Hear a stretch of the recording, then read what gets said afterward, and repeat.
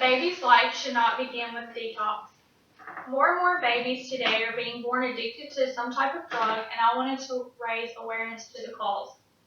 Hello, my name is Elizabeth Parks, and I'm here today to tell you the cause and effects of drug use on infants. I will let you know why the mothers do drugs, the effects that drugs may have on the infants, and the treatments that the infants can have. Before we can talk about the effects of drugs on the infants and the treatments to help, we have to know the reasons why mothers do drugs while pregnant. Mothers are usually doing drugs before they are even pregnant.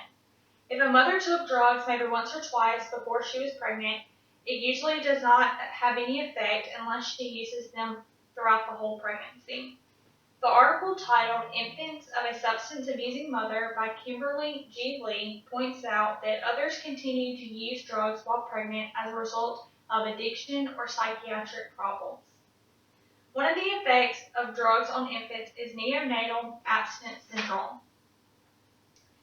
The journal article titled Neonatal Abstinence Syndrome and Associated Healthcare Expenditures by Stephen Patrick, Robert Shamir, Brian Bennyworth, Elizabeth Cranes, Jennifer McAllister, and Matthew Davis states that neonatal abstinence syndrome is a drug withdrawal syndrome in a newborn following birth.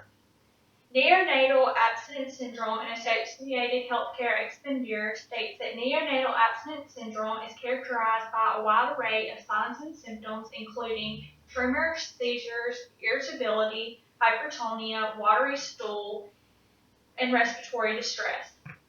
A baby with neonatal abstinence syndrome may develop symptoms shortly following birth. For per 1,000 hospital visits, neonatal abstinence syndrome increased from 1.2 to 3.39 between the years of 2000 and 2009.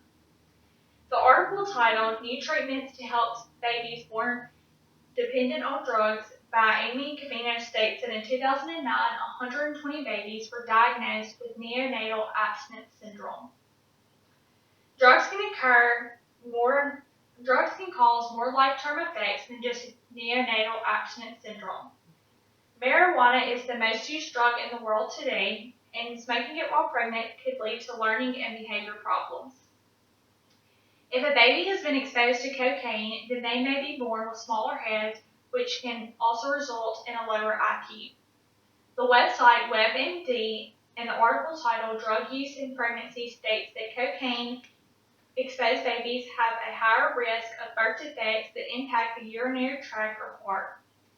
Cocaine may also cause a stroke in an unborn fetus, resulting in brain damage or even death. Drug use in pregnancy also states that later in the pregnancy, these illicit drugs may cause preterm labor and low birth weight, as well as babies who are irritable and have feeding difficulties. Illicit drugs taken while pregnant can cause the growth of the fetus to not grow enough, leading to a premature birth. There are treatments to help these infants that have been affected by drugs. The treatments for the infant is going to depend on what type of drug the mother used and when exactly the baby was born, meaning was it born premature or was it born full term.